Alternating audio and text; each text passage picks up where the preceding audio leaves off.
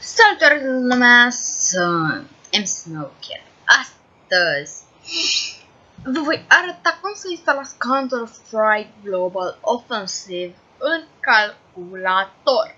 Ok. Păi, intrați pe orice pagină de Google și scrieți YouTube. Mai întâi pe YouTube. Intrați pe YouTube și scriem cum să instalezi CSGO.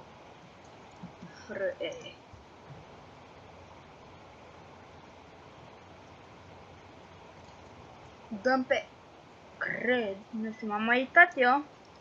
Cred că pe acesta m-am. Salut, azi o să vă învăț cum să vă luați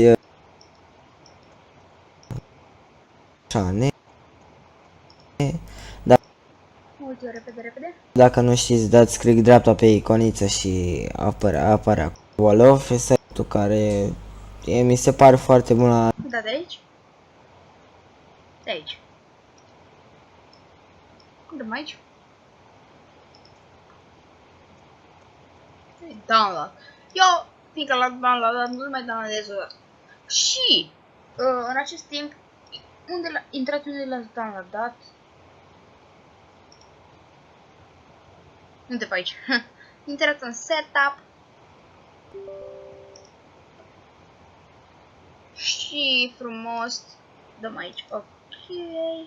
Next. Îl băgăm unde dorim. Și așteptăm până acesta ne se încarcă. O să punem puțină pauză și revin imediat.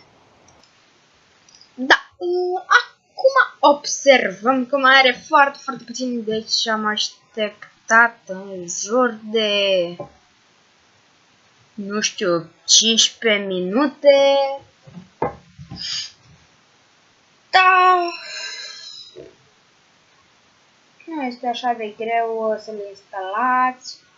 Mie nu știu ce are, deci eu l-am avut, dar nu știu ce are când intru în el acolo, deci mie mi pare numai una acolo, numai o de-aia acolo, o icoană de asta cum e aici. Și frate, deci nu știu cum trebuie, nu știu cum trebuie să fac, deci nu dau seama, nu mai îmi dă două și nu știu ce să fac, frate, adică ajutați-mă și pe mine în comentarii. Mai pun o pauză mică și revine. Într-o secundă. Într-o secundă. Da, mai este, cred că, o secundă și termină ăsta, de fapt. O să apar ceva aici.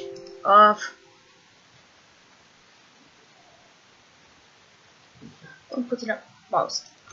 Da, și acesta este.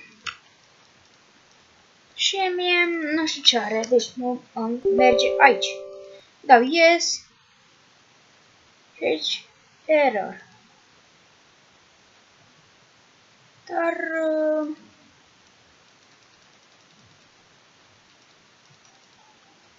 nu știu ce-mi dă error.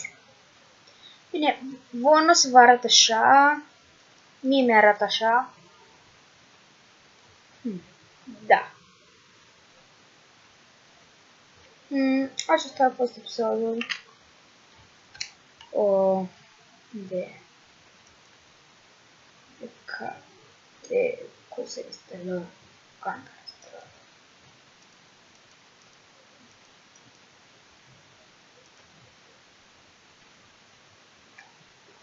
Da, stați puțin, mai informez și eu.